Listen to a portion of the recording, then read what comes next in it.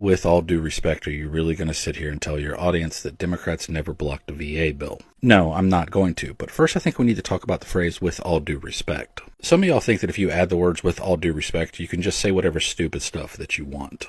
And it doesn't work that way, because putting words in my mouth and purposely lying about what I said in a video is not with all due respect. In fact, purposely lying about what I said is pretty disrespectful.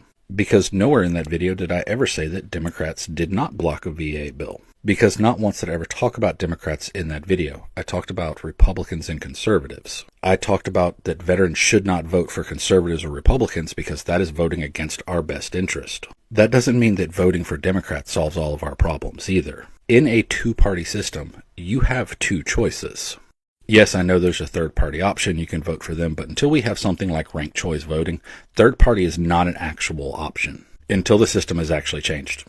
Two choices. That's all you got. So with that, I have to determine, do I vote about person who doesn't care about me, number one, or person who doesn't care about me, number two?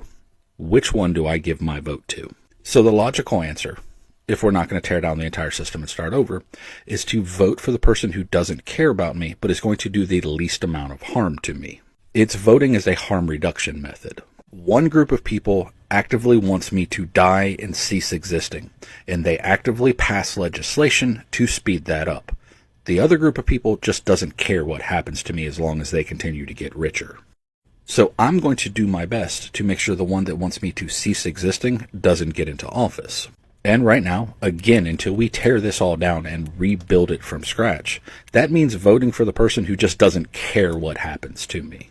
They're going to sprinkle a few breadcrumbs every now and then so I don't actively starve to death, but they're also not going to care that at the end of it, I'm still hungry. So yeah, right now, Democrats get my vote. They get my vote as a bisexual man. They get my vote as the father of a trans child. And they get my vote as a veteran.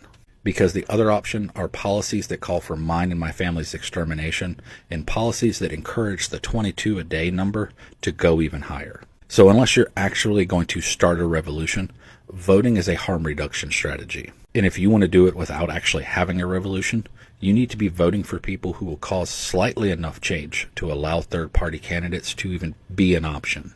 Something like ranked choice voting would actually be a good start. But now that you actually know how I feel, I want to say this with all due disrespect. Don't ever come in here and try to put words in my mouth. Nobody needs a straw man.